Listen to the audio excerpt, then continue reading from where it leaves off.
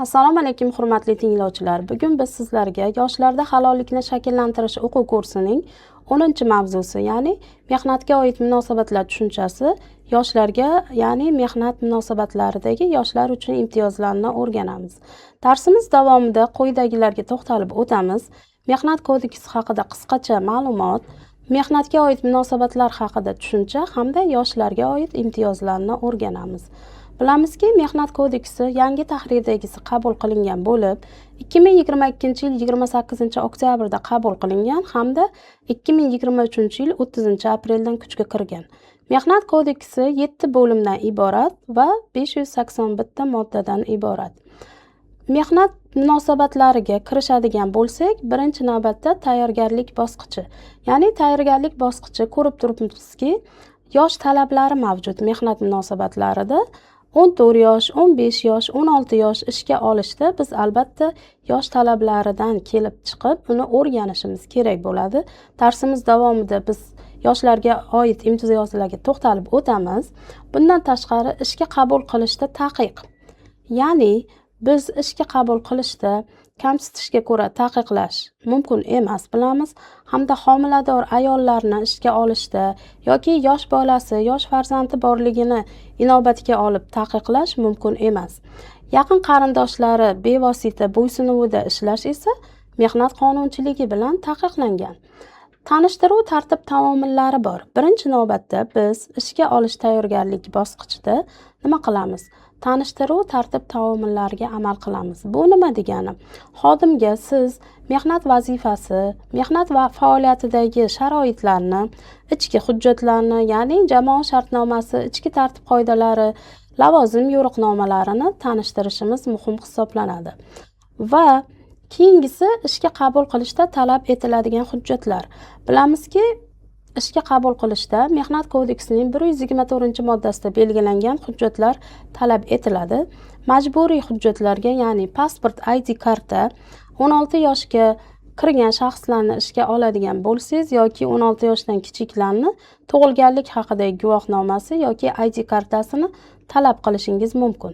Bundan tashqari ta'lim hujjati, kasbi bo'yicha yoki o'sha oliy ma'lumotli diplomi bo'yicha egallagan mutaxassisligi bo'yicha siz diplom talab qilishingiz mumkin. Bundan tashqari ayrim kasblarda, ayrim vazifalarda sertifikat talab qilinadi. Misol uchun ingliz tili o'qituvchisi bo'lib ishlashi uchun albatta sertifikati bo'lishi muhim. Agar shunday ishlar bo'lsa, siz bemalol sertifikatni talab qilishingiz mumkin. Misol uchun shofyor bo'lib ishga oladigan bo'lsak, guvohnoma talab qilamiz. Ya'ni bu vaziyatlarda bemalol guvohnoma talab etishingiz mumkin.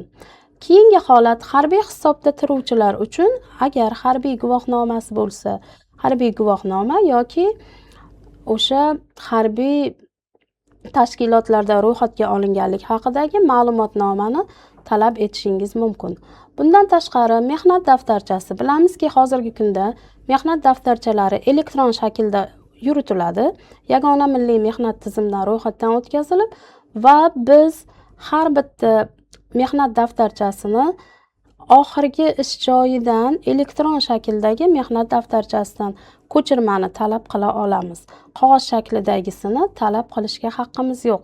Qachonki xodim o'zi yozuv kiritishni talab qilsa, unda uni yuritishimiz mumkin birgalikda elektron shakldagisi bilan birga. Bundan tashqari tibbiy ma'lumotnoma. Ayrim sohalar uchun tibbiy ma'lumotnoma muhim.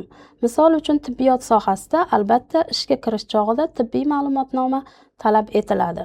Yoki voyaga yetmagan shaxsni ishga olayotgan bo'lsangiz, majburiy tarzda tibbiy ma'lumotnoma talab qilishingiz mumkin. Qo'shimcha hujjatlar esa muayyan sohalar bo'yicha qonun osti hujjatlarida, malaka talablarida belgilangan bo'lsa, qo'shimcha hujjatlar talab etiladi. Aks holda belgilanmagan bo'lsa, belgilangan qonunchilikdagi, ya'ni 124-moddadagi hujjatlardan tashqari hujjatlarni talab etish taqiqlanadi. Shartnoma shakli va muddatiga o'tadigan bo'lsak, shartnoma shakli bilamizki, Mehnat kodeksining 106-moddasida belgilangan bo'lib, shartnoma 2 nusxada tuziladi, ya'ni yozma va elektron shaklda, qog'ozda yoki elektron shaklda yozma holatda bo'ladi. Umumiy o'rta ta'lim eslatib o'taman. Barcha umumiy o'rta ta'lim muassasalari, sog'liqni saqlash, maktabgacha ta'lim tashkilotlari to'liq hozirgi kunda elektron shaklda yuritilmoqda. Xodimga shartnomaning asl nusxasi beriladi. Bir nusxasi ish beruvchida, bir nusxasi esa xodimda saqlanadi va albatta oxirgi holatida, ya'ni ijobiy fikr olingandan so'ng, shartnoma tasdiqlangandan so'ng xodimga beriladi va albatta agar tashkilotda, ya'ni muassasada muhr mavjud bo'lsa, shartnomaga muhr ham bosiladi. Bundan tashqari, shartnoma bilamizki, biz yagona milliy mehnat tizimidan ro'yxatdan o'tkaziladi. Shartnoma qachon? Shartnoma tuzilganda, bekor qilinganda hamda qo'shimcha o'zgartirishlar kiritilganda yagona milliy mehnat tizimidan ro'yxatdan o'tkazishimiz shart. Shartnomaning muddatlariga to'xtaladigan bo'lsak, shartnoma nomuayyan muddatda yoki muayyan muddatga tuziladi. Nomuayyan muddat bilamizki, boshqa sabablarga ko'ra bekor qilingunga qadar ishni davom ettiradi. Muayyan muddat esa misol sifatida vaqtinchalik ishlar, o'rindoshlik asosida ishlash yoki mavsumiy ishlarda yoki aytishimiz mumkin, o'rni saqlanayotgan xodimning o'rnida vaqtinchalik ishlarda muayyan muddatga shartnoma tuziladi. Va albatta muayyan muddatga shartnoma tuzilganda Mehnat kodeksining 112, 113 moddalardagi normalarga tushishi kerak bo'ladi. Shundagina siz muayyan muddatga shartnoma tuzishingiz mumkin. Buyruqni rasmiylashtirish bosqichi. Buyruqni rasmiylashtirish bosqichi bilamizki, shartnoma shartlashilgandan so'ng, imzolar qo'yilgandan so'ng, ya'ni ikki tomon shartlashib, imzolangandan so'ng buyruq chiqariladi. Buyruqni ham rasmiylashtirish uchun bizga albatta shartnoma asos bo'ladi. Buyruq ish beruvchi sifatida, ya'ni ish beruvchi tomonidan qabul qilinadi. Yuridik markazdan umumiy o'rta ta'lim muassasalari hozirgi kunda yuridik markazdan ro'yxatdan o'tkazishadi va buyruq chiqarilgandan so'ng xodim 3 kun ichida buyruq bilan tanishtirilishi kerak bo'ladi. Hamda xodim agar talab qilsagina buyruqdan ko'chirma nusxa berishingiz mumkin. Va albatta yagona milliy mehnat tizimidan ro'yxatdan o'tkazishimiz kerak. Keyingi bosqich ishga qabul qilish sxemasi. Ya'ni bunda biz ko'rib turibmizki, 3 ta bosqichdan iborat. Birinchi bosqich yuqorida aytganimdek tanishtiruv bosqichi. Barcha shartlar bilan va ichki hujjatlar bilan tanishtiriladi va ikki tomon barcha hujjatlar bilan tanishtirilgandan so'ng ikkinchi bosqichga o'tiladi. Ikkinchi bosqich nima? Kelishuv. Ya'ni mehnat shartnomasidagi shartlar, qo'shimcha shartlar bo'lsa, barchasi kelishiladi va imzolanadi shartnoma. Agar qo'shimcha shart sifatida sinov muddatini kiritishingiz mumkin. Bu ixtiyoriy va albatta sinov muddatini kiritishda ham imtiyozli shaxslarga e'tibor qaratishingiz muhim. Uchinchi bosqich rasmiylashtirish bosqichi, ya'ni ikki tomon kelishuvga erishgandan so'ng rasmiylashtirish bosqichiga o'tiladi va albatta adliya bo'limlaridan ro'yxatdan o'tkazib, ijobiy fikr olingandan so'nggina buyruq chiqariladi, xodim buyruq bilan tanishtiriladi va xodimga bir nusxasi beriladi, yagona milliy mehnat tizimidan ro'yxatdan o'tkaziladi. Mehnat shartnomasining mazmuniga keladigan bo'lsak, bu Mehnat kodeksining 104-moddasida belgilangan. Siz ko'rib turgan shartlar barchasi mehnat shartnomasiga majburiy kiritishingiz muhim hisoblangan shartlarga kiradi. Ya'ni mehnat shartnomasiga ish joyi, uning rekvizitlari kiritiladi. Mehnat vazifasi, xodim nima ishni bajaradi, kiritiladi. Ishning boshlanish sanasi kiritiladi. Agar ishning boshlanish sanasi mehnat shartnomasida ko'rsatilmagan bo'lsa, imzolangan kundan boshlab shartnoma kuchga kiradi. Va mehnatga haq to'lash shartlari kiritiladi albatta. Mehnat shartnomasining muddati kiritiladi. Agar muddat kiritilmagan bo'lsa, shartnoma nomuayyan muddatga tuzilgan deb hisoblanadi. Va albatta ish vaqti, dam olish vaqtlari, ta'til vaqtlari ham mehnat shartnomasiga kiritilishi shart bo'lgan muhim shartlardan hisoblanadi. Ish vaqtining tushunchasiga to'xtalamiz. Ish vaqtining 3 ta turi mavjud bo'lib, birinchisi normal ish vaqti bor, qisqartirilgan ish vaqti bor hamda to'liqsiz ish vaqti bor. Normal ish vaqti bilamizki, haftada 6 kunlik yoki 5 kunlik bo'lishidan qat'iy nazar, imtiyozga ega bo'lmagan shaxslar normal ish vaqtida ishlashadi. va 40 soatni tashkil etadi haftalik ish vaqti. Qisqartirilgan ish vaqtiga to'xtalib o'tamiz. Bu 183-moddada belgilangan bo'lib, biz kimlarga qisqartirilgan ish vaqtini taqdim qilamiz? Ko'rib turibsizki, mana voyaga yetmagan shaxslarga, birinchi va ikkinchi guruh nogironligi bo'lgan shaxslarga, noqulay mehnat sharoitlarida ishlayotganlarga hamda pedagoglarga misol uchun va 3 yoshgacha farzandi borlarga ota-onasining biriga yoki vasiysiga biz qisqartirilgan ish vaqtlarini taqdim qilamiz. Undan tashqari dam olish vaqtlari. Mehnat munosabatlarida albatta ish vaqtidan tashqari dam olish vaqtlari ham mavjud. Dam olish vaqtlariga qaysi vaqtlar kirishi 201-moddada belgilangan bo'lib, bu har kungi smenalar davomidagi tanaffuslar, smenadan smenaga o'tish vaqtidagi tanaffuslar va dam olish kunlari, ya'ni haftaning uzluksiz dam olish kunlari, 5 kunlik tizimda shanba, yakshanba va 6 kunlikda yakshanba kuni. Ishlanmaydigan bayram kunlari. Bilamizki, bizda ishlanmaydigan bayram kunlari qonunchilikda belgilangan bo'lib, o'sha kunlari barcha uchun dam olish kuni hisoblanadi. Har yilgi asosiy va qo'shimcha ta'tillar. Bu vaqtlar ham dam olishga kiradi. Bundan tashqari xodimlar istagiga ko'ra, ya'ni haftada dam olish kunida ishlab bergan kunini haftaning boshqa bir kuniga almashtirish, kompensatsiya qilib berish, bu ham dam olish vaqtiga kiradi va qon va uning tarkibiy guruhlarini topshirgan xodimlaringiz ma'lumotnoma taqdim etsa, ertangi kuni ularga dam olish berishimiz kerak. Bular barchasi, ya'ni xodimlarning dam olish vaqtlariga kiradi.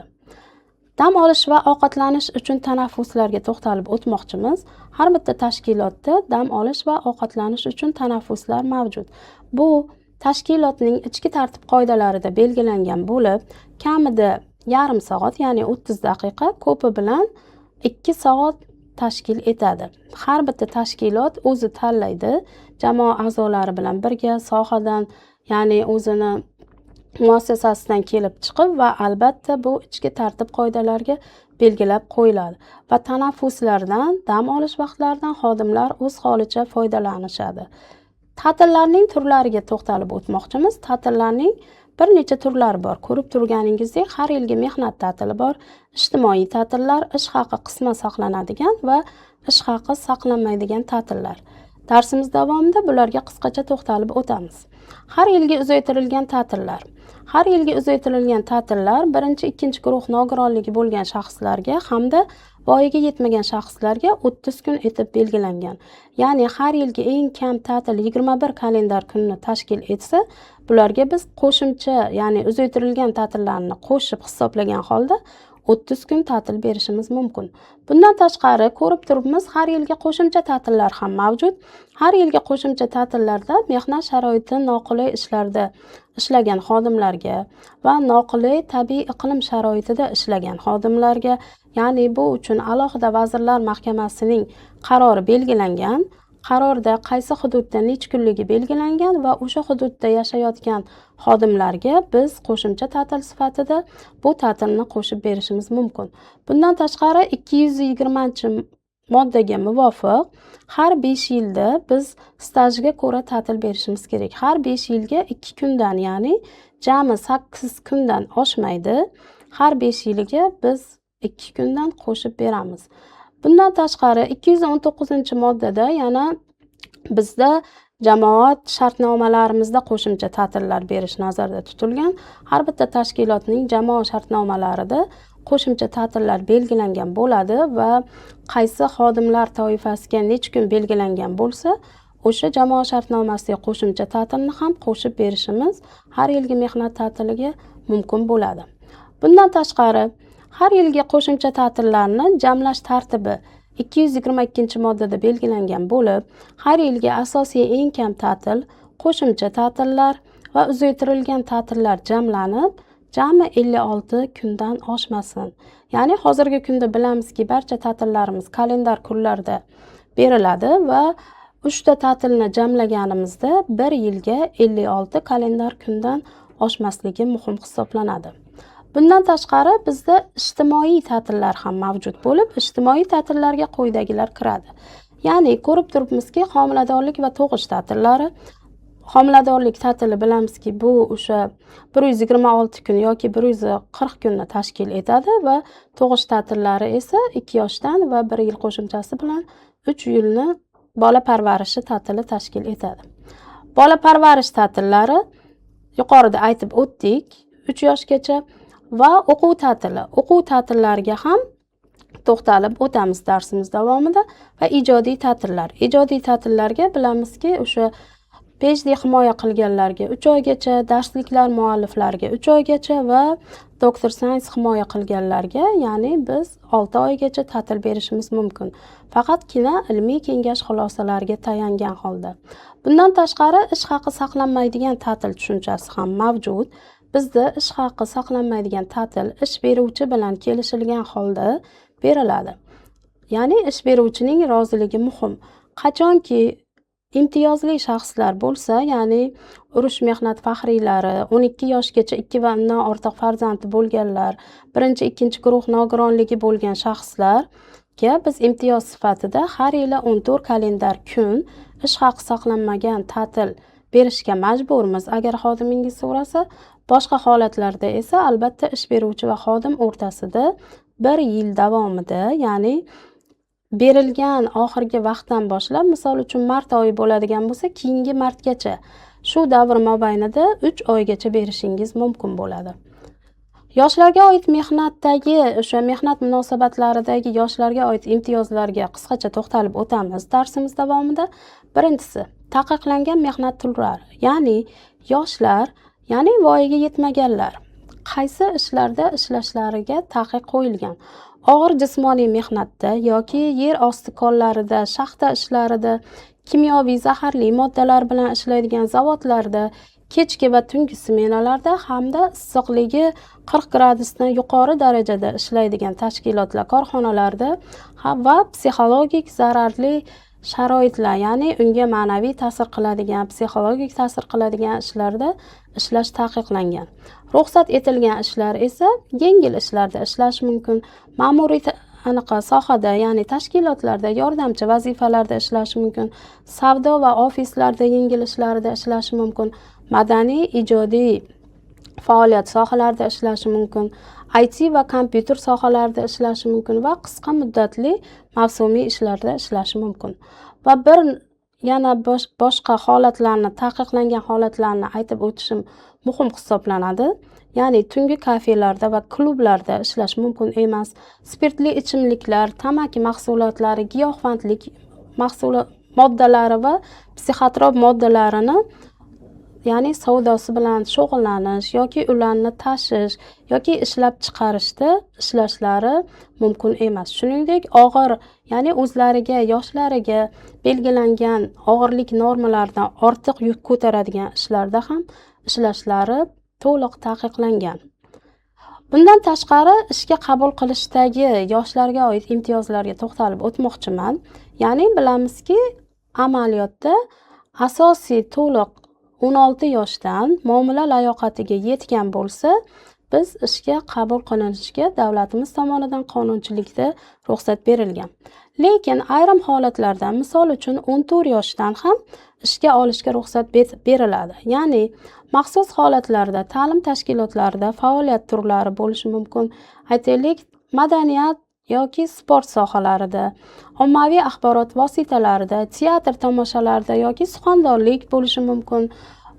Bu televideniyada mana shu holatda ota-onaning har ikkisining roziligi bilan 14 yoshdan ruxsat beriladi. 15 yoshdan esa ota-onaning birining yoki vasiyning yozma roziligi bilan ruxsat beriladi. 16 yoshdan esa bilamizki, yuqorida aytganimizdek, muomala layoqatiga ega bo'lgan bo'lsa, barcha toifadagilar uchun, ya'ni 16 yoshdan ruxsat beriladi. Faqatgina bular voyaga yetmagan hisoblanadi. Shuning uchun har qanday ruxsat berilgan vazifada, ishda ishlashlarida ularning sog'lig'iga zarar yetkazmaydigan va ularga ma'naviy zarar yetkazmaydigan va o'qishlariga xalaqit bermagan holda ishlashlariga ruxsat beriladi. 18 yoshdan esa bular voyaga yetadi, bilamizki, to'liq huquqiy layoqatga ega bo'lishadi, ya'ni barcha yuqoridagi cheklovlar olinadi va kattalar bilan bir xil xodimlarga berilgan rejimda ish faoliyatlarini olib borishlari mumkin bo'ladi. Ish vaqtidagi imtiyozlar ham mavjud. Yuqorida biz qisqartirilgan ish vaqti haqida gaplashdik va albatta voyaga yetmagan shaxslarda ham qisqartirilgan ish vaqtlari mavjud. Ko'rib turibmizki, haftalik ish vaqti haqida gaplashamiz. Odatiy xodimlar 18 yoshdan kattalar haftalik ish vaqtida normal ish rejimida 40 soat ishlashadi. 16-18 yoshlar haftalik ish vaqti 36 soat, 15-16 yoshlilar haftalik ish vaqti 24 soat. Agar ular o'qish bilan birga olib borsalar, 16-18 yoshlilar 18 soat, 15-16 yoshlilar esa o'qish bilan birga ish vaqtini olib borsalar 12 soat haftalik ish vaqti rejimida ishlashadi. Bundan tashqari kunlik ish vaqti bor. Biz hozir gaplashdik haftalik ish vaqtini. Bu esa kunlik ish vaqti. Ya'ni bu kunlik ish vaqti ham yoshga doir cheklovlar mavjud, ya'ni qisqartirilgan ish vaqtlari 15-16 yoshlilar imtiyoz sifatida berilgan 6 kunlik haftada 4 soat, 5 kunlik haftada esa 5 soat ish faoliyatini amalga oshiradilar. 16-18 yoshlilar 6 kunlik haftada 6 soat, 5 kunlik haftada 7 soat 30 daqiqa ishlashadi. 15-16 yoshlilar o'quv bilan, ya'ni o'qishi bilan birga olib borsa, 6 kunlik haftada 2 soat, 5 kunlik haftada esa 2 soat 30 daqiqa ish faoliyatini olib borishadi. Va 16-18 yoshlilar o'qish bilan birga olib borishganda kunlik ish vaqtlari 6 kunlik ish haftasida 3 soatni, 5 kunlik ish haftasida esa 4 soatni belgilab berilgan. Bu yoshlarga berilgan mehnat munosabatlaridagi imtiyozlardan biri hisoblanadi. Ish vaqtidagi taqiqlarga to'xtalib o'tmoqchimiz. Ish vaqtida taqiq, ya'ni biz yuqorida aytib o'tdik, tungi ishlarda mumkin emas. Tungi ish vaqti o'zi qachon degan savol paydo bo'ladi. Tungi ish vaqti 22:00 dan ertalabki 6:00 gacha tungi vaqt hisoblanadi va bu vaqtda voyaga yetmagan shaxslar ishlashlari mumkin emas. Xizmat safariga yuborish. Voyaga yetmagan shaxslar, ya'ni ish beruvchi tomonidan xizmat safariga yuborish taqiqlanadi. Bayram kunlari, ya'ni ishlamaydigan bayram kunlari, garchi o'zlari rozi bo'lsalar ham ishlatish voyaga yetmaganlarda yoki o'sha dam olish kunida almashtirish mumkin emas. Ortiqcha va ish vaqti. Yuqorida biz haftalik ish vaqtini, kunlik ish vaqtini gaplashdik va o'sha belgilangan vaqtdan tashqari vaqtlarda voyaga yetmagan shaxslarni qo'shimcha ishlatish mumkin emas. Dam olish kunlari. Dam olish kunlarida ishga chaqirib olish, boshqa haftalik kundagi dam olish berish bilan almashtirish holatlari ham mumkin emas.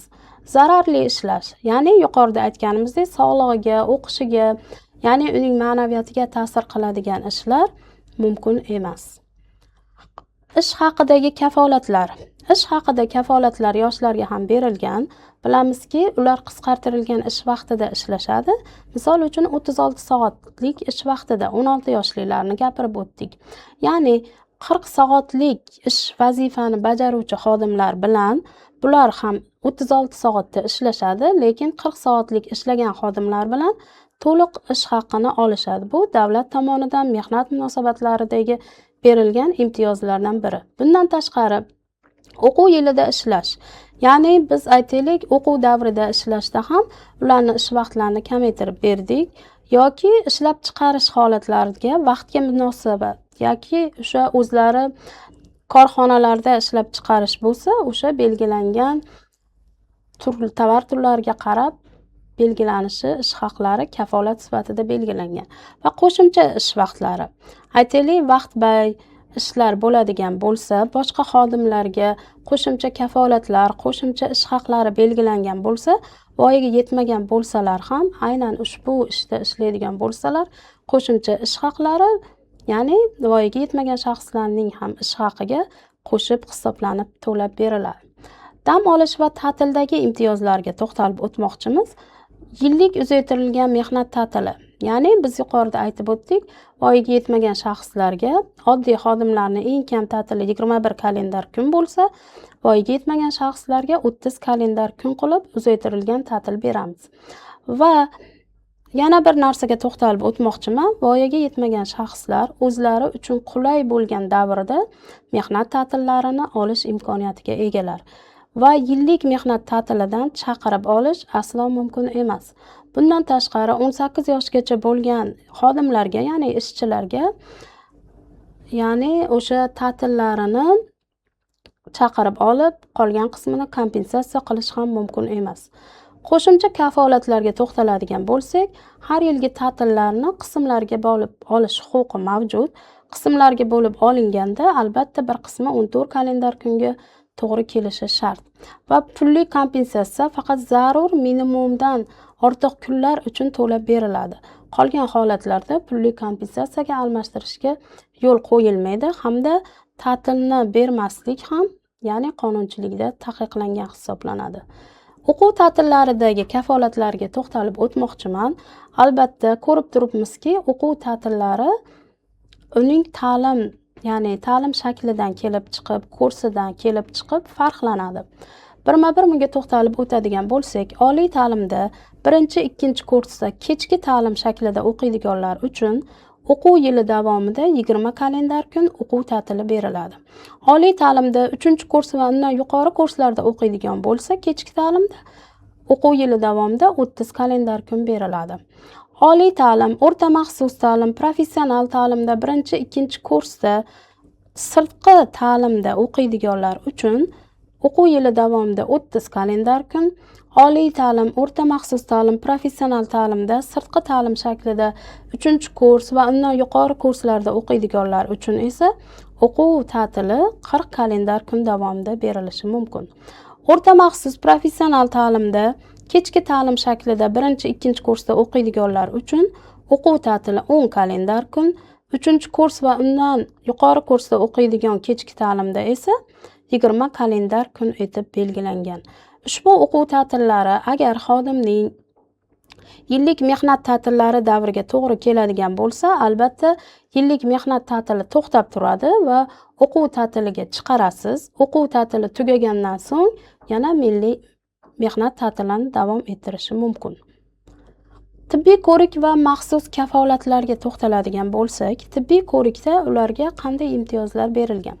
Dastlabki majburiy tibbiy ko'rikdan o'tmasdan ishga qabul qilish mumkin emas. Ya'ni voyaga yetmagan shaxslarni albatta ishga qabul qilishda tibbiy ko'rikdan o'tganlaridan so'nggina ishga qabul qilishimiz belgilangan. Bundan tashqari 18 yoshga to'lgunga qadar har yili majburiy tibbiy ko'rikdan o'tkazish muhim hisoblanadi va majburiy etib belgilangan va har yilgi o'sha tibbiy ko'rikdan o'tkazish, ya'ni puli ish beruvchi tomonidan qoplanadi. Mehnatdagi huquqlarga to'xtalib o'tadigan bo'lsak, yuqorida biz bir nechta mehnat munosabatlaridagi yoshlarga oid huquqlarga to'xtalib o'tdik. Katta yoshli xodimlar bilan bir xil huquqqa ega. Ya'ni aytaylik, o'sha mehnat munosabatlarida kasaba qo'mitalari tomonidan beriladigan imtiyozlar, kafolatlarda teng huquqli hisoblanadi va mehnatni muhofaza qilishda, ya'ni voyaga yetmagan shaxslarda shuncha imkoniyat berilsa-da, huquqlari esa barcha xodimlari bilan qolgan huquqlari bir xil. Ish vaqti va ta'tillar bo'yicha maxsus kafolatlarni aytib o'tdik va albatta zararli, xavfli, yer osti yoki sog'lig'iga, ma'naviy holatiga zarar yetkazadigan ishlarda ishlatish, ulardan foydalanish taqiqlanadi. Qo'shimcha imtiyozlarga to'xtalib o'tmoqchiman. Yoshlarga beriladigan mehnat munosabatlaridagi imtiyozlardan tashqari qo'shimcha imtiyozlar ham tashkilotlarda belgilangan. Ya'ni jismoniy sog'lomlashtirish holatida, sport musobaqalarida qatnashish, treninglar uchun albatta vaqt ajratib berishimiz zarur. Ta'lim olish imkoniyatlarida ishlab, ya'ni o'qish bilan birga ishni olib borish yoki dual ta'lim, bu ham davlat tomonidan belgilab qo'yilgan imkoniyatlardan biri. Turar joy imkoniyati ayrim tashkilotlarda, ya'ni yoshlarga ayrim korxonalarda yotoqxonalar yoki uy-joy bilan ta'minlanish ham belgilab qo'yilgan. Transport imtiyozlari ayrim hududlarimizda yoki ayrim tashkilotlar tomonidan yoshlarga o'sha transport xarajatlarini qoplab berish ham belgilab qo'yilgan. kasbiy rivojlanishida, ya'ni yoshlarda har doim kasbiy rivojlanish uchun biz ularga sharoit yaratib berishimiz muhim hisoblanadi. Treninglarda ishtirok etishlari, seminarlarda ishtirok etishlari va malaka oshirishlariga shart-sharoit yaratib berishimiz muhim.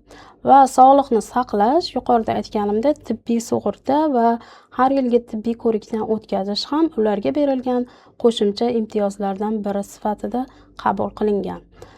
Biz darsimiz so'ngida xulosa qilib aytishimiz mumkinki, yoshlarga berilgan imtiyozlarda biz quyidagilarni o'rgandik. Ya'ni ishga qabul qilishdagi yosh chegaralarini o'rgandik.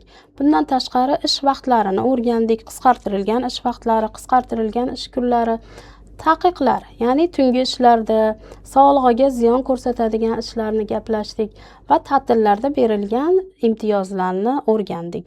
Bundan tashqari ish haqi olishdagi imtiyozlarni, o'quv ta'tillaridagi imtiyozlarni, tibbiy ko'rik hamda yoshlarni himoya qilish, mehnat munosabatlaridagi ularning kafolatlarini darsimiz davomida o'rganib chiqdik.